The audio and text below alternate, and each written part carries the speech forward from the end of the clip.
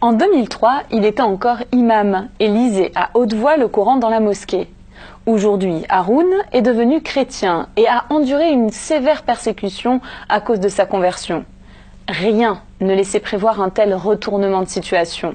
Haroun manifestait un profond attachement à l'islam depuis l'âge de 5 ans. Souvent, il rentrait chez lui et disait à ses parents de prier pour lui afin qu'il puisse faire le djihad, la guerre sainte islamique. Mais un jour, il fit une rencontre particulière. Il raconte. À la fin du Ramadan, il y a une grande fête. Je suis sorti de chez moi pour aller prier. J'ai vu un chrétien qui nettoyait notre rue. Il était très pauvre. Je lui ai donné de l'argent. Il l'a pris et a dit « Monsieur, puis-je prier pour vous ?» Je lui ai dit « Ok, tu es pauvre, tu peux prier. Je voulais lui faire plaisir. » Il a prié « Dieu, je te remercie beaucoup pour ce moment, cet argent, cet homme.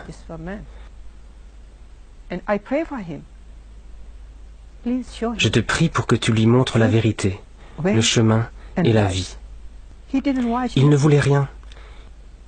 Il nettoyait la rue et il a prié. Vous savez, des prières ont changé ma vie. Cet amour a changé ma vie. À cette époque, Haroun vouait pourtant une profonde haine contre les chrétiens. Il n'hésitait pas à les frapper à cause de leur foi. Aujourd'hui, la prière du pauvre balayeur a pris tout son sens dans la vie d'Haroun, car de persécuteur, il est devenu chrétien. Un jour, il s'est rendu dans une église où il a eu une vision qui a transformé sa manière de considérer Dieu. Il explique. Je cherchais Dieu. Où était-il? Il y avait une grande croix. Je l'ai regardée. Et Dieu m'a donné une nouvelle vision. Il m'appelait. Il me disait, « Mon fils, viens à moi. Je t'attends depuis longtemps. Je suis ton Dieu. » J'ai répondu, « Mais tu es saint. J'ai beaucoup de péchés. » Il a dit, « Mon fils, donne-moi tes péchés. Je vais te rendre propre, comme je le suis. J'en ai le pouvoir. » J'ai confessé mes péchés. Il m'a rendu propre comme lui. Ma vie a changé. Amour, pardon, paix, vie éternelle, tout était nouveau pour moi. Partout dans le monde, les chrétiens d'arrière-plan musulmans peuvent endurer une dure persécution en raison de leur nouvelle foi. Ils peuvent être rejetés par leurs connaissances, leurs amis et même par leur propre famille. Haroun a été sévèrement persécuté, il a même frôlé la mort. Un jour, ils m'ont trouvé dans l'église. Ils m'ont ramené chez moi. Ils étaient nombreux. Ils m'ont interrogé sur Mahomet, le Coran, Jésus. J'ai répondu, je ne sais rien. Je sais juste que j'étais aveugle et maintenant je vois. J'étais pécheur, j'ai beaucoup péché. Et mon Sauveur m'a rendu propre comme lui. Ils ont essayé, par tous les moyens, de me faire revenir à l'islam. Mais comment accepter? Ils n'ont pas vu ce que j'ai vu.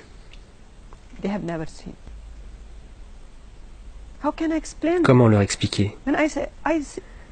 Si je dis « j'ai vu Dieu, j'ai vu Jésus, le Père éternel », ils répondront « tu es fou, personne ne peut le voir ». Mais je sais qu'il m'a appelé par mon nom. Après toutes ces questions, ils m'ont frappé.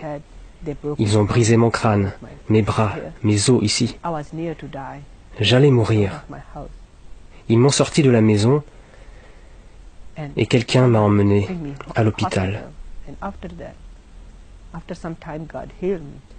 Ensuite, Dieu m'a guéri. Des amis, des chrétiens, m'ont emmené chez eux et ils m'ont hébergé. Plus tard, ils ont mis ma photo sur Facebook. Et le mullah a promulgué une fatwa. Si on me trouve, il faut me tuer. Personne ne m'aime dans ma famille. Parce que j'étais imam et j'ai accepté Christ. Ils veulent tous me tuer.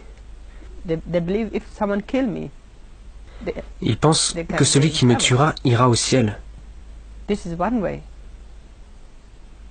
Personne ne m'aime. J'ai le cœur brisé. J'ai tout perdu. J'avais de l'argent, une voiture, une grande maison. Je n'ai plus rien. Je leur pardonne ce qu'ils font. Mais je les aime. Car Jésus les aime. L'action, c'est prier. Comme Haroun, beaucoup de chrétiens sont persécutés dans le monde. C'est pourquoi ce chrétien pakistanais nous invite à prier. Au Pakistan, les chrétiens ne sont pas libres. Mais les églises sont pleines tous les jours.